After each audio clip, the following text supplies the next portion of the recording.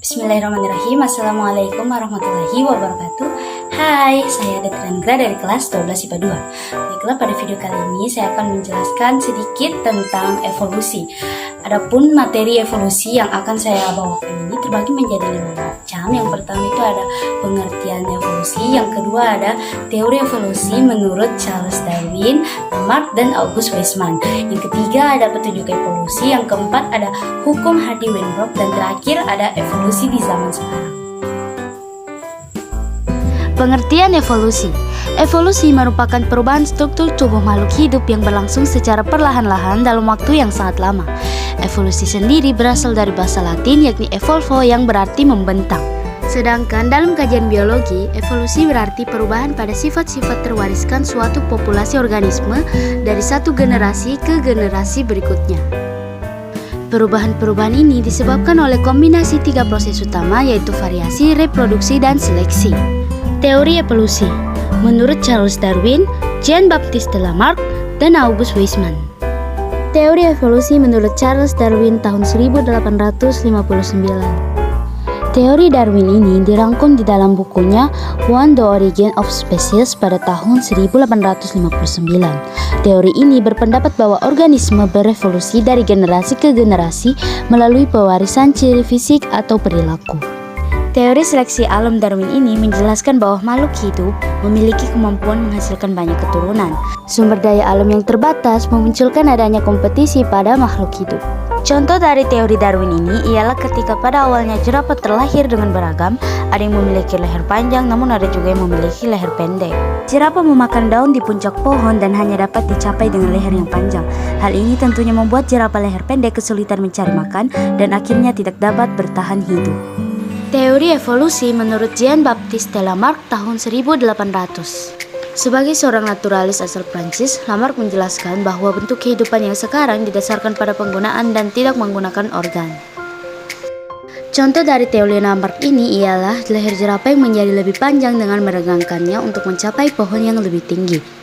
Teori evolusi menurut August Weismann tahun 1896.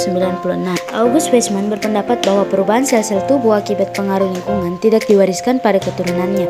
Evolusi menyangkut pewarisan gen-gen melalui sel-sel kelamin. Oleh karena itu, Weismann mendukung kuat teori evolusi oleh seleksi alam seperti yang telah dikemukakan oleh Charles Darwin. August Weismann dengan percobaannya yaitu dengan memotong ekor tikus jantan dan betina dewasa. Selanjutnya kedua tikus tersebut dikawinkan dan ternyata keturunannya adalah anak tikus yang memiliki ekor yang utuh. Berdasarkan percobaan sederhana tersebut menunjukkan bahwa tikus yang ekornya dipotong di laboratorium tidak mewariskan pengalaman tanpa ekornya itu kepada keturunannya. Petunjuk adanya evolusi. Kata fosil diserap dari bahasa Latin yaitu fedore yang berarti menggali. Fosil dapat didefinisikan sebagai sisa-sisa makhluk hidup yang terperangkap di dalam permukaan bumi dalam waktu yang cukup lama. Bukti berupa fosil ini menjadi fakta bahwa variasi makhluk hidup telah terjadi. Sederet fosil yang ditemukan dalam lapisan permukaan bumi tua ke lapisan muda menjadi teori evolusi yang menunjukkan adanya perubahan yang berangsur-angsur pada makhluk hidup. Homologi dan analogi. Struktur organ-organ tubuh dengan bentuk dasar yang sama tetapi memiliki fungsi yang berbeda dinamakan homologi. Sementara itu organ-organ tubuh dengan bentuk dasar yang berbeda tetapi memiliki fungsi yang sama dinamakan analogi. Embrio perbandingan. Perkembangan tentang organisme dibahas dalam suatu ilmu yang disebut dengan embriologi. Contoh embriologi sebagai bukti evolusi adalah perkembangan ikan dari awal hingga dewasa. Saat berbentuk embrio, ikan memiliki bentuk yang mirip dengan bentuk embrio hewan lain. Namun setelah dewasa, bentuk ikan ternyata berbeda dengan hewan lainnya. Biokimia dan genetika. Bukti kuat adanya evolusi dapat ditunjukkan oleh genetika modern yang terjadi pada makhluk hidup. Seluruh makhluk hidup pasti memakai kode genetika yang serupa atau sama dalam mensintesis protein. Kode genetik yang sama tersebut menjadi bukti bahwa semua makhluk hidup melakukan evolusi dari satu organisme menggunakan kode genetik yang sama. Hukum Hardy and Weinberg. Hukum Hardy and Weinberg ini menyatakan bahwa jumlah frekuensi alel di dalam populasi akan tetap seperti frekuensi awal dengan beberapa persyaratan yaitu populasi sangat besar, kawin acak, tidak ada perubahan di dalam unggun gen akibat mutasi, tidak terjadi migrasi individu ke dalam dan keluar populasi, dan tidak adanya seleksi alam. Evolusi di zaman sekarang.